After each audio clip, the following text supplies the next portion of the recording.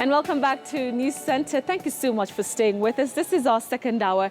And of course, we're going to be continuing following up on the top stories that are currently happening here in the country. Remember that the Council of Governors is today meeting the Kenya National Union of Nurses officials to sign a recognition agreement. And we have Caroline B, who's going to be following up on that story for us in this second hour. You can interact with me, hashtag News Center, or you can tweet me directly at Betty M. Kialo. Would like to interact right back. For now, though, remember, in the first hour, we had explained to you that there is a corruption report that is being launched today by the Society for International Development. And right now, let me bring in my colleague Timothy Otieno, who has been, of course, following up on the developments there to bring us up to speed with this report. Thank you so much, Tim, for joining us on News Center. So talk to us about this report of how the Jubilee administration has been handling graft in the country. What is it all about?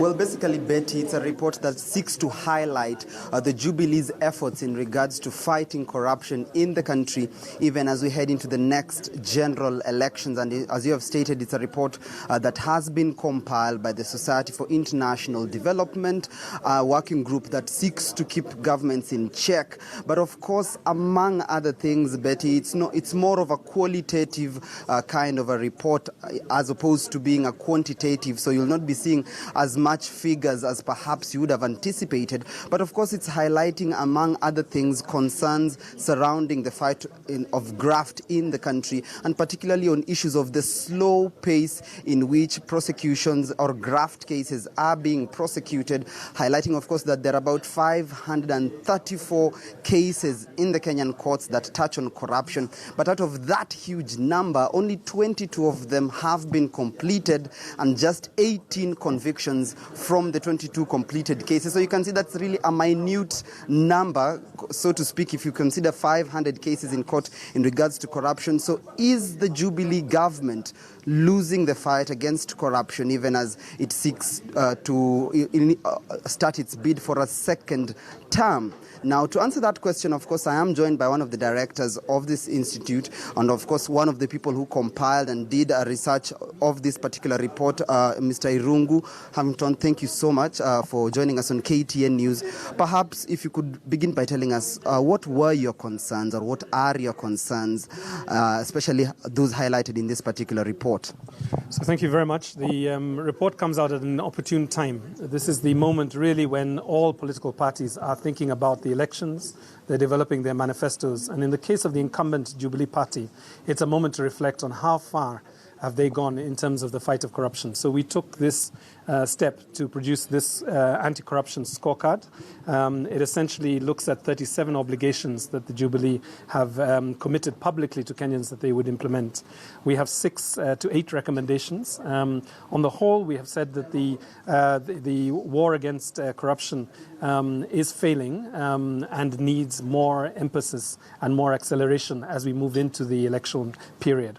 We went as far as saying that if this does not happen, it is possible that the incumbent could lose the next election. So it is a really important moment for all the public civil servants, the politicians within the incumbent Jubilee administration to think of doing business unusual. There are probably 4 areas that they could look. The first is speedily moving towards conviction rates and social jail of all public servants, particularly senior officers. We talked a lot in this meeting about the importance of zeroing on maybe 5 to 10 big cases. And we've suggested NYS, Chicken Gate, and then also the Anglo-leasing cases. These seem to be the very big ones. The second thing really is we need to see more work done to complete the legislative process. There are some very important forms of legislation that are still not passed by the Parliament. Unfortunately, they're about to go on leave. This must be the first order of business when they come back in February. The third area, really, for many of us working in the sector, has been the commencement of the Public Benefits Organizations Act. This is a novel law. It provides for accountability for the sector. It raises our levels of transparency, but it allows us also to partner with government.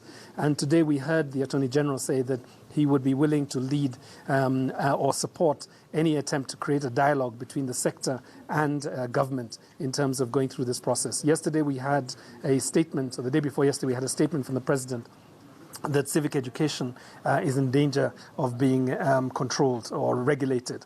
And I think what would be important now is to pull back from that confrontational position and actually look at what are the genuine concerns of government, where are they touching on national security issues, and where are the genuine concerns of citizens that we be allowed to be, to have access to civic education materials, to go out there and mobilize the voter, because it is really important for the next election that we do have a popular mandate for whichever government comes forward. So these were the main findings of the report. And again, it's a 25-page report. It's available on the internet. We've just tweeted it from the handle SIDKDP, or even from Irungu Houghton. It's available for Kenyans to make their own assessment in terms of how far they think the war has gone. All right, fair enough. Perhaps before I let you go, one of the highlights, one of the issues that you've highlighted in this particular report is the growing concern of weakening of institutions that are meant to fight and tackle corruption, one of them being the Office of the Auditor General, as well as the Ethics and Anti-Corruption Commission that we've already seen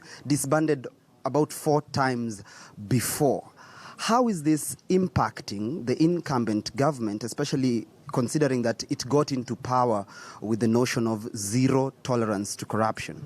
In receiving the report this morning, the Honourable Attorney General and also the chairperson of the Multi-Action Task Force, he described the war against corruption as brutal. And I think in that sense, he's right.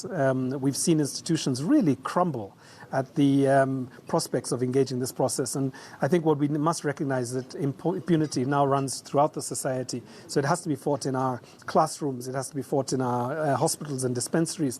But more importantly, it has to be fought at the higher levels of the public service. Because if you create integrity at that level, then there is no space for junior officers to act in a way. But if you create the conditions for senior civil servants and politicians to essentially steal from the state, then what you are doing is you're giving a blank card for everybody, the entire civil service, to just take a piece of public resources and go off with it.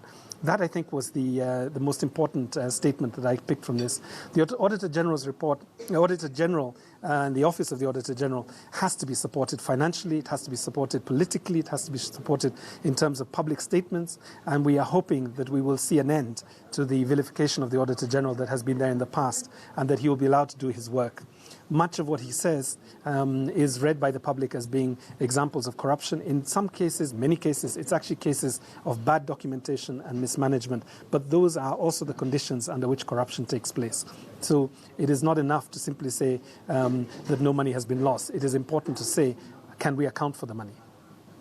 And I think that's what the Attorney General, Auditor General needs in terms of support from the other arms of government to be able to do this work. I think for us, we are going to, within the Society for International Development and within the Transparency Network, we are going to essentially look at how can we begin to shine a light on campaign financing as we move in, because I think we're into that season where we may find that much of our public resources are now being grabbed, not just at the national government level, but in 47 county governments.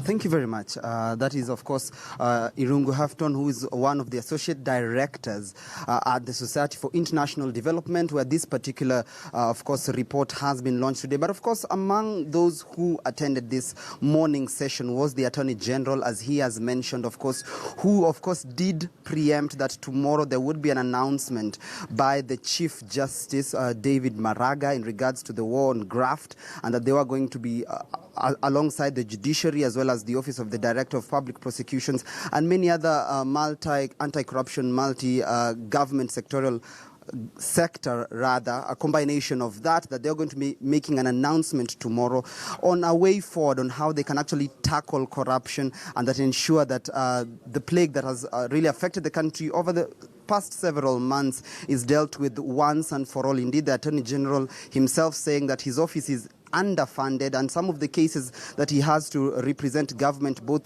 regionally, locally and internationally, he really faces a tough task because he works with a team that is really under budgeted. And of course, those are just some of the challenges that he was highlighting, and hopefully, depending on the announcement to be made tomorrow by Chief Justice David Maraga, we could perhaps see long-term solutions to this particular issue that has really plagued the nation for a very, very long time. Betty. All right, thank you very much, Timothy. But before I let you go, these reports, we've seen quite a number of reports. Actually, as Kenyans, we've been treated to so many reports from the Auditor General talking about corruption in the counties. Now there's this, the report that has just come out today. So what next? What are they going to do with this report?